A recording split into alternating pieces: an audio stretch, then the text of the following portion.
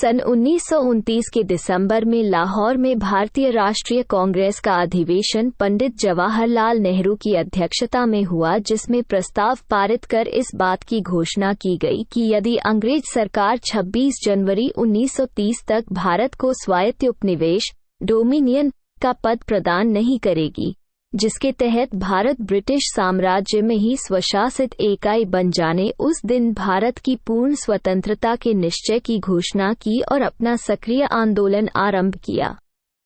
उस दिन से 1947 में स्वतंत्रता प्राप्त होने तक 26 जनवरी स्वतंत्रता दिवस के रूप में मनाया जाता रहा।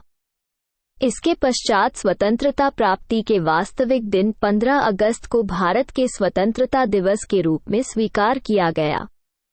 भारत के स्वतंत्र हो जाने के बाद संविधान सभा की घोषणा हुई और इसने अपना कार्य 9 दिसंबर 1946 से आरंभ कर दिया। संविधान सभा के सदस्य भारत के राज्यों की सभाओं के निर्वाचित सदस्यों के द्वारा चुने गए थे।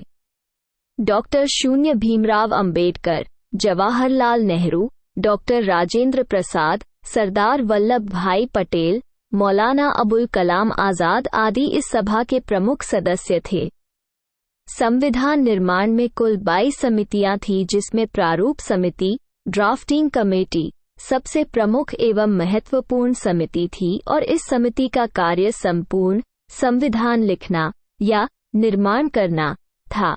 प्रारूप समिति के अध्यक्ष विधिवेत्ता डॉक्टर शून्य भीमराव अंबेडकर थे।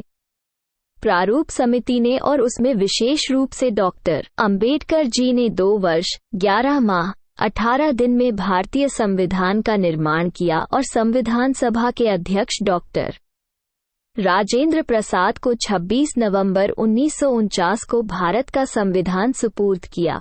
इसलिए 26 नवंबर दिवस को भारत में संविधान दिवस के रूप में प्रतिवर्ष मनाया जाता है। संविधान सभा ने संविधान निर्माण के समय कुल 114 दिन बैठक की। इसकी बैठकों में प्रेस और जनता को भाग लेने की स्वतंत्रता थी। अनेक सुधारों और बदलावों के बाद सभा के 284 सदस्यों ने 24 जनवरी 1950 को संविधान की 2 हस्तलिखित कॉपियों पर हस्ताक्षर किए। इसके 2 दिन बाद संविधान 26 जनवरी को ये देश भर में लागू हो गया।